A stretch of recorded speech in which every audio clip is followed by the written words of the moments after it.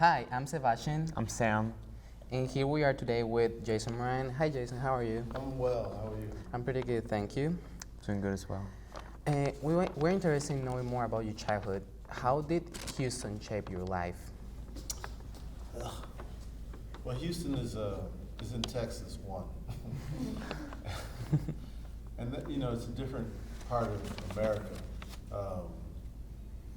And I shake my head like that because when I think about Texas now, it's really there's no foil. The racism is up front. It's unfortunate, living there and the things that I witnessed daily, living in Texas. And it was also the reason I wanted to leave so fast, too. And I moved to New York when I was 18.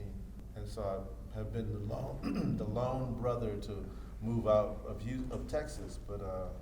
But all of my family's there. We all live in one neighborhood. So literally, anytime I was in the city, I would see a cousin or aunt or someone, So you could never really be crazy in the city because somebody was always looking at you, meaning someone in the family. But also I had two brothers, and my parents are, middle class black folks who kind of had aspirations, for us. So they put us in music classes when we were 6 years old. And that kind of set a course. And I felt that every time that I wanted to go further with music, then there was someone there to support that. And that was amazing, to be in a community where that was happening, that I could never get off of it.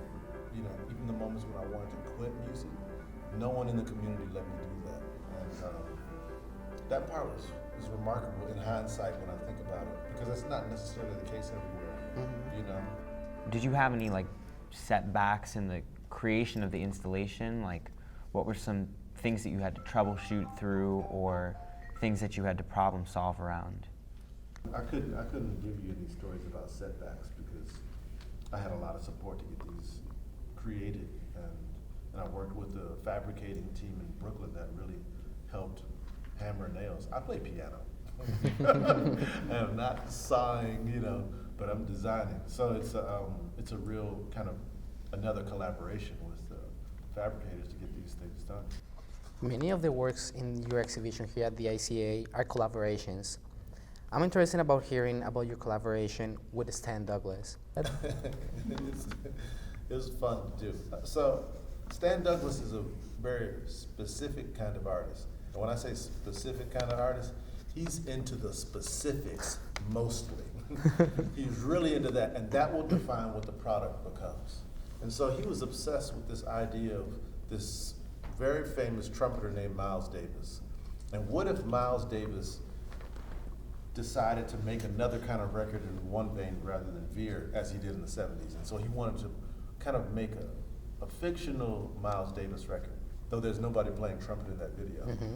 And I said, well, how do you want to do that? So we talked about it for a while, and then he said, well, let's choose some musicians. So I started showing him all these musicians, and then we got some of my friends to be in this video. And then he started filming, and everything looked like the 1970s. I grew my hair out for 3 months. I grew these big, this pork chop, what do you call these things? Like sideburns, like Abraham Lincoln. Or something. Yeah.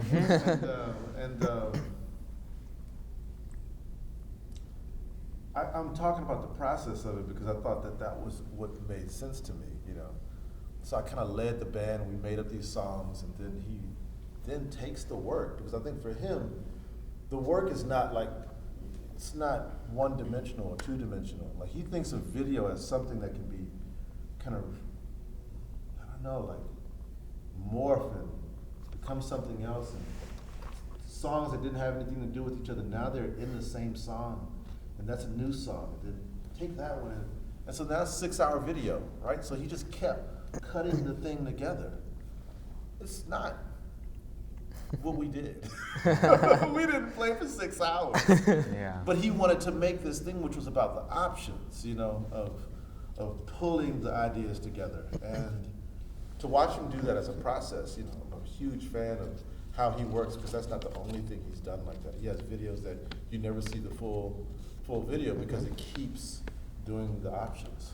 what advice would you give to people who are searching for ways to combine different art forms, and like how to go about that process? You know, you have to understand where your limit is, you know, right? So I can't draw a clean circle. Just can't. Can't shade it, I can't do none of that, right? So at some point, if I want something to be represented that's not the sound, I'm gonna need to talk to somebody else, just at some point. Or if I can't write a good paragraph, right? You know, I need to probably meet a writer or someone who's been writing good paragraphs. And in that way, there's something to learn about, you know, sharing practices with each other. So what are the conversations I would have with a Stan Douglas or Robert Pruitt or Lorna Simpson or Carrie Mae Weems? Those kinds of conversations are very different than the conversations I would have with a musician like, oh, okay, we gotta play a 4/4 bar and then 3/4. Go drop down the piano now raise it up here, you know? So it's a very different conversation, and the language then shifts, you know, and I think that's helpful for a lot of art forms to kind of meet each other. What's your favorite collaboration in art in general? Well, I might say the collaboration I've done with my wife, it started at the Whitney Biennial, maybe 2012 maybe. We were in the Whitney Biennial, and they only asked us like, oh, well, you know, you're gonna get 5 days to do some performances. What do you wanna do? And we said, well, we'll get back to you. And we got back to them, and we said, we're inviting 95 people to come in and have a biennial in your biennial. All the people you didn't invite, yeah, we're gonna invite those people. And that's what we did, and that was like really like a tremendous moment and jolt for New York City when it happened. That, you know, and also then we made kids together. That's my Good best collaboration. It really is. You were mentioning this artist before, and also the art that he made. If you can give a song or musical piece for this art by Robert Pruitt, what would it be?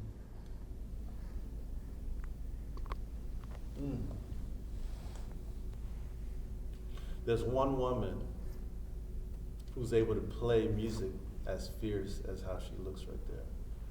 And it's Nina Simone. You know who Nina Simone Yeah, is? Absolutely. And Nina Simone is that ferocious. Totally like, just gonna come sit down. I mean, she's like unbelievable, right? Oh, and then takes the mic and just is like, Mississippi, goddamn, right? Like she says it. And looks up, you know, like, oh. It's like some of my favorite ever performances watching her. So you can name any of the songs, but there's a song that she sings called "Wild is the Wind," you know, and it's very patient.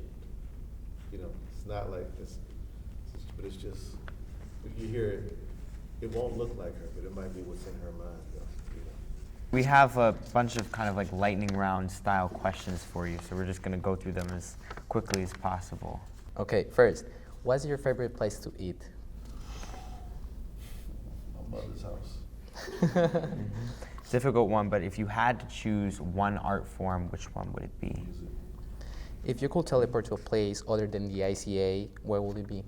Wait, say that again? What's the first one? If you could teleport to a place other than the ICA, where will it be?